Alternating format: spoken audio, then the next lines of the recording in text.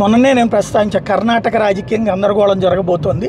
Already DK Shivakumar, Siddaramaiah ఢిల్లీకి పోయారు. అందులో సిద్ధరామయ్య ఏమో బీహార్ ఎలక్షన్లో ఓడిపోయిన ఇంపాక్ట్లో ఉన్నటువంటి కాంగ్రెస్కు ఒక రకంగా ధమ్కి ఇస్తున్నాడు. నన్ను తీస్తే కనుక ప్రభుత్వం పడిపోతుంది అన్నటువంటి.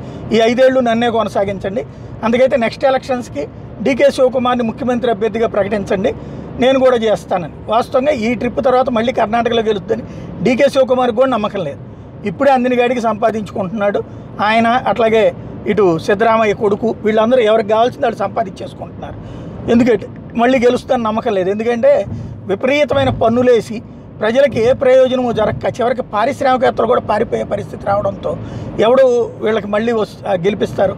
కాబట్టి డీకే శివకుమార్కి అప్పుడు చెప్పేస్తే అదిగా ఆయన ముఖ్యమంత్రిగా వద్దనుకున్నారు, ఓడించేశారని చెప్దామనేది సిద్ధరామయ్య తెలివితేటలు. మళ్ళీ అప్పుడు ఒక టర్మ్ పోయాక మళ్ళీ ఆ తర్వాత అధికారం అంత, ఎందుకంటే అక్కడ 5 ఏళ్ళకు ఒకసారి ప్రభుత్వం మారుతుంది. కాబట్టి ఆ ఆస్పెక్ట్లో అప్పుడు అధికారంలోకి వచ్చినప్పుడు మళ్ళీ అదిగో డీకే శివకుమార్ అయితే కుదరదు, డీకే శివకుమార్ని పెట్టుబడి పెట్టమనండి, నేనేమో సీఎం అవుతాను, డబ్బులు మళ్ళీ ఆయన దగ్గర కావాలని సంపాదించుకోవచ్చు అనే తెలివితేటలు సిద్ధరామయ్య. ఇప్పుడు ఇటు క్లియర్గా డీకే శివకుమార్ నాకు ఇచ్చేయాల్సింది 2.5 ఏళ్ల తర్వాత నాకు ఇస్తానన్నారు, ఇవ్వాల్సిందేనని తను కూర్చున్నాడు. టోటల్గా ఇప్పుడు ఈ ఇద్దరు గొడవల్లో తెలివితేటలు ఏంటంటే సిద్ధరామయ్య అయితే తన్నే ఉండనియాలి, లేదంటే తను చెప్పినోడిని సీఎం చేయాలి, డీకేం చేయకూడదు. ఎందుకంటే పర్మనెంట్గా అతను సెటిల్ అయిపోతాడు. ఇక భవిష్యత్తులో సిద్ధరామయ్య కానీ వాళ్ళ కొడుకు కానీ అవకాశం రాదన్న తన తెలివితేటలు.